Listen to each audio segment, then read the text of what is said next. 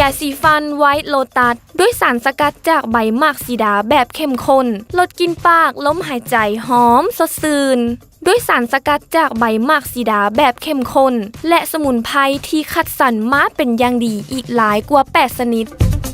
ด้วยสูตรลับที่สืบทอดกันมาดนนานหลายกว่า170 ปีช่วยยับยั้งการเกิดแบคทีเรียในผงปากกำจัดคราบหินปูนที่เกิดจากซาและกาแฟลดอาการอักเสบของเหงือกและแคลยาสีฟันไวท์โลตัสช่วยให้แคลขาวสะอาด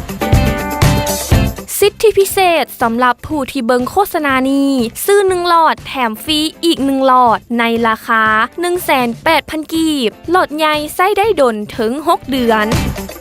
หลอดน้อยซื้อ1หลอดแถมฟรีอีก1หลอดในราคา 58,000 กีบใช้ได้ดนถึง3เดือนโทรเลย